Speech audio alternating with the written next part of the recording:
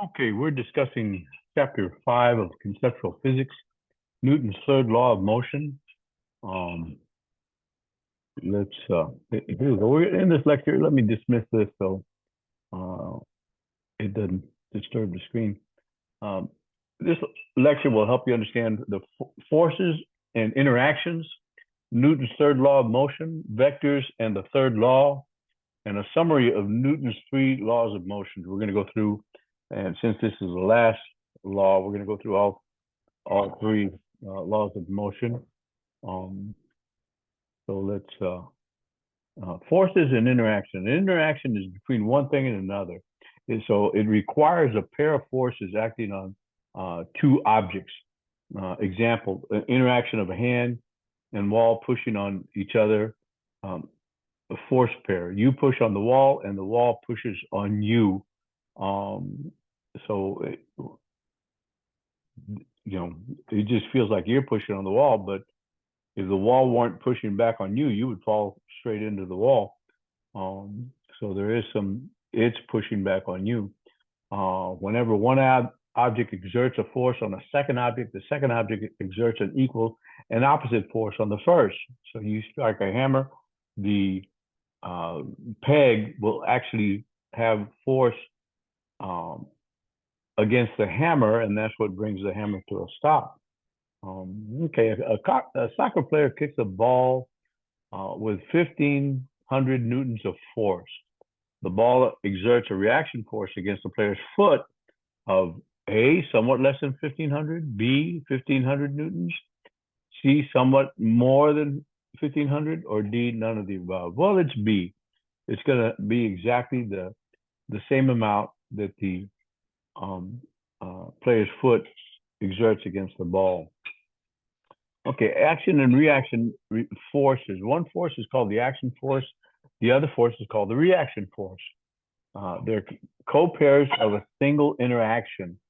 Neither force exists without the other, and they're equal in strength and opposite in directions. They all act on different objects.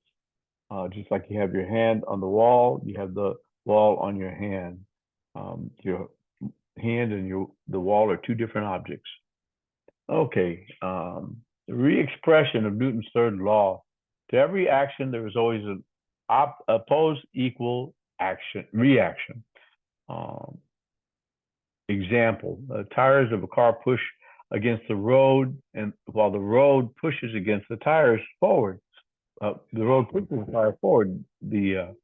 From the friction, I think I was supposed to link a video of what happens when there's no friction. I'll try to remember to do that on Canvas. Okay, simple rule to identify action and reaction. Identify the interaction. One thing interacts with another. The action, object A exerts a force on object B. The reaction is object B exerts a force on object A. An example is a rocket exerts force on a gas, and the reaction is the gas exerts force on the rocket. It's the expulsion of the gas that gives the airplane thrust. Okay, when you step off a curb, Earth pulls you downward. The reaction to this force is a slight air resistance, non-existent in this case. You pull the Earth upward, or none of the above. Actually, as crazy as it sounds, it's C, pulling the Earth upward. Now, remember, force equals mass times acceleration. So when you step off the curb, you have a gravitational acceleration pulling you downward. Now, you have the same pull of the Earth towards you, but remember, force equals mass times acceleration. So the acceleration is the same, but the mass of the Earth is so massive that it's negligible. But you are pulling the Earth up towards you. And we'll see that more when we get to Newton's universal gravitation law. Okay, when you step off a curb, Earth pulls you downward, and you pull the Earth upward. Why do you not sense Earth moving up towards you? Well, I pretty much already answered that. Earth is fixed, so it cannot move. Earth can move, but other objects on it prevent it from moving. It moves, but by an imperceptible amount. Or D, none of the above. Well, I've already answered it. It's C.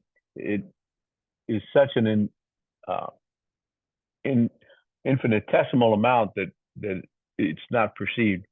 The force you exert on Earth is equal in magnitude to the force Earth exerts on you. You move more than the Earth because Earth's mass is enormously greater than your mass. Remember that Newton's second law tells us that acceleration is inversely proportional to the mass. Earth's tiny motion is less than you can perceive. Okay, let's look at the action and reaction on different masses. Let's look at a cannonball and a cannon. Now, the force divided by the mass of the cannonball is equal to the acceleration of the ball. And for the cannon, the force divided by the mass of the cannon is equal to the acceleration of the cannon. Now, you can see from these two equations that the only ones that's the same is the force. The force is the same because of Newton's third law. It's the same force acting on the cannonball as does a cannon. But the mass of the cannonball is different, mb, mass of the ball, and the mass of the cannon is different. It's much greater. So the acceleration of the ball is going to be much, because the mass is less, the acceleration is going to be greater. And because the mass of the cannon is very great, the acceleration is going to be less. So the same force exerted on a small mass produces a large acceleration. The same force exerted on a large mass produces a small acceleration.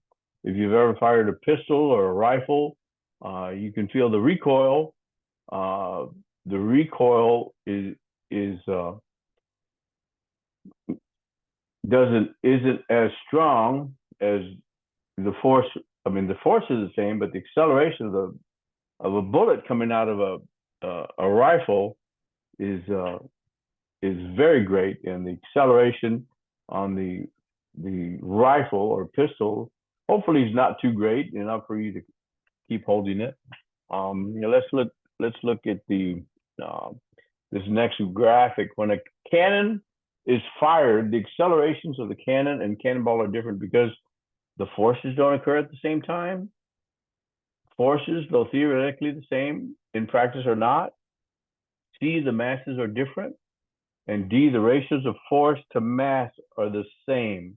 Well, the only one that's correct is C. The forces are the same because of Newton's third law. They occur at the same time. So the only one that makes sense is C. The masses are different. Okay, now consider a high-speed bus colliding head-on with a flying bug. The force of impact splatters the unfortunate bug over the windshield. Which is greater, the force on the bug or the force on the bug or the force on the bus? A, the bug. B, the bus. C, both forces have the same magnitude. And D, cannot say. Well, let's see. They're both going to have the same magnitude. The force that the bus strikes the bug is the same force that the bug strikes the bus, but because the bus is so much more massive, it has negligible effect on it. Both forces have the same magnitude. The force has the same magnitude. The acceleration does not. Although the forces are equal in magnitude, the effects are very different. Do you know why? Well, I gave it away. It's because of the masses. The mass of the bus is so much greater than the mass of the bug that the bug experiences the largest acceleration, the larger of the two accelerations, and the bus is minimally affected. Its acceleration is minimally affected. Okay. Two people of equal mass on slippery ice push off from each other. Will both move at the same speed in opposite directions? A, yes. B, yes, but only if both push equally. C, no. Or D, no, unless acceleration occurs. And the answer is yes, because of their equal mass. Whether it only one person pushes or whether they both push, they're both going to move in at the same speed in opposite directions.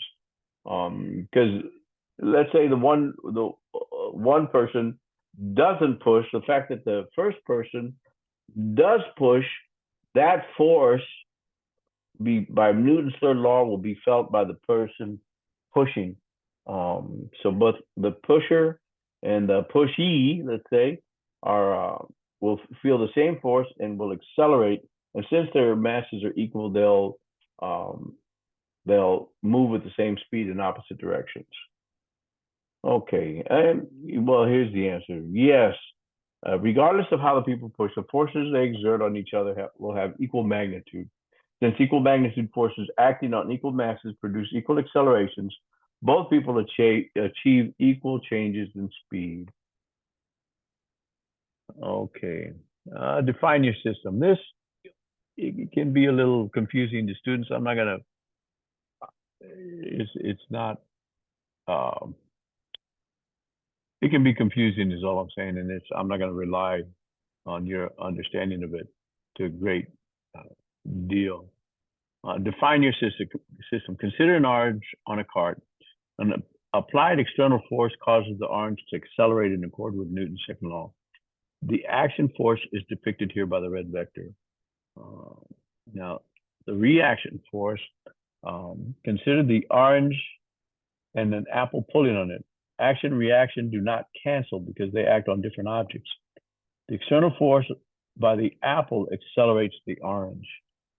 Now, if you consider the apple and orange together as the entire system, the apple is no longer external to the system. The force pair is internal to the system, which doesn't cause acceleration. So the system isn't accelerating. The action and reaction within the system cancel. If there were no external forces, the system would not accelerate. The apple's feet push against the floor using friction. So the floor must push back against the apple, providing an external force.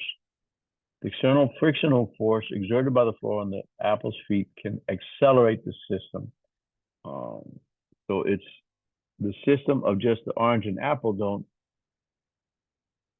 they don't cause an acceleration, but the feet of the apple, sounds funny, feet of the apple on the floor, they cause the acceleration.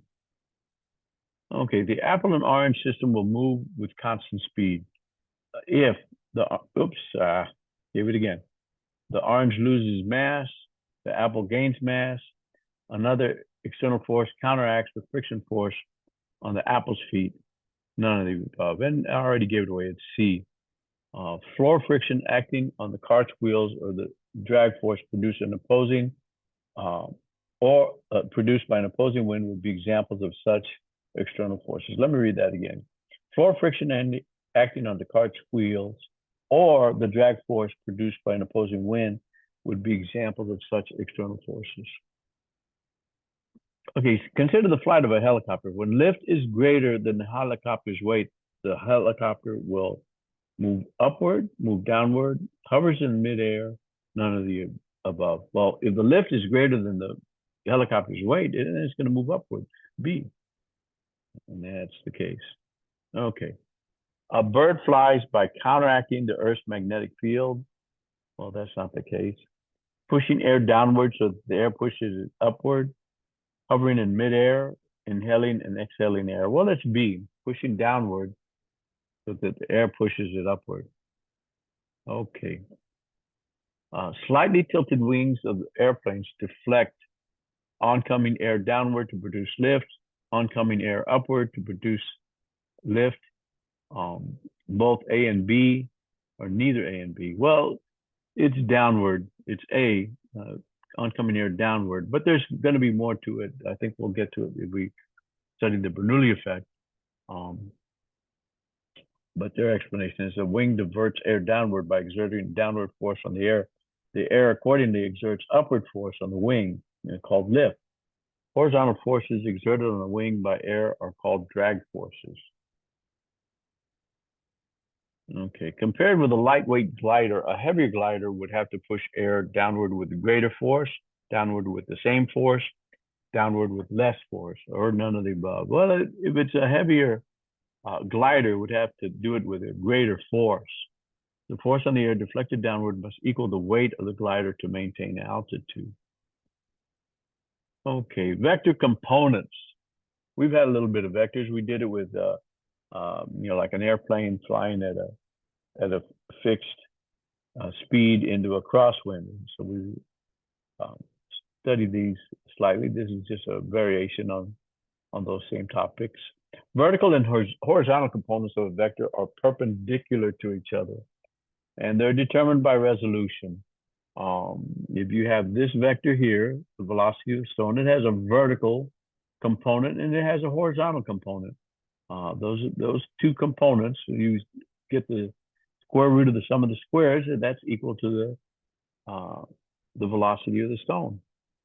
And we can see, we'll see later when we study projectile motion that the horizontal velocity is going to remain constant, but the vertical velocity is going to decrease.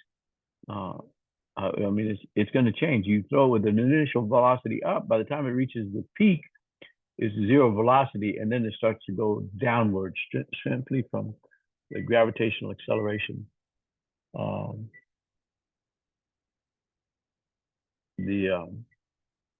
Here we go. Nellie Newton pulls on the sled as shown. Which component of her force F is greater?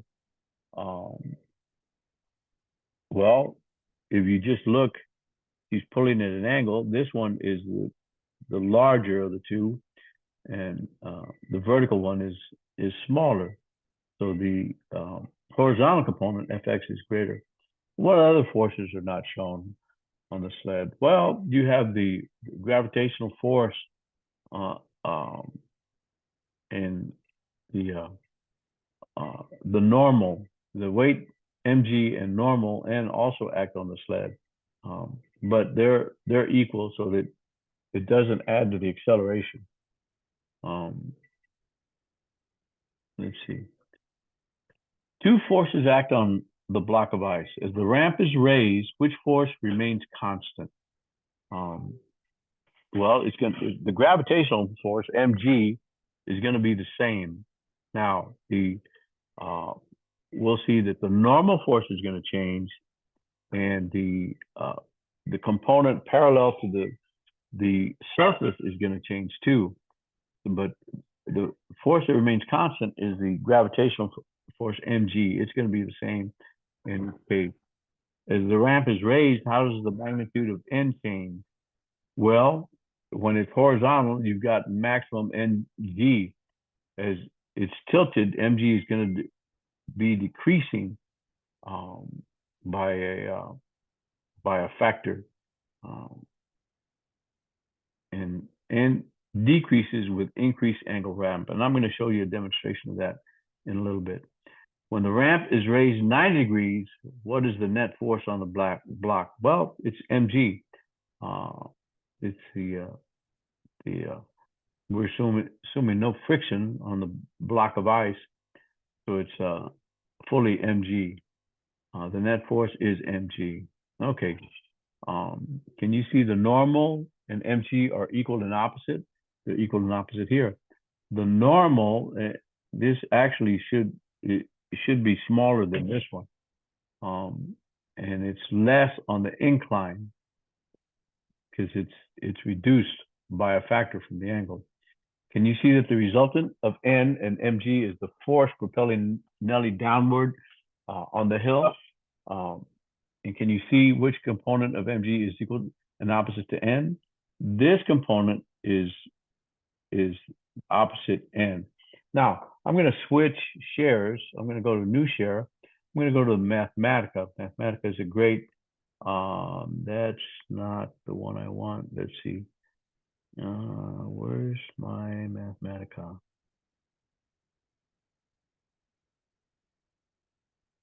Mathematica, here it is.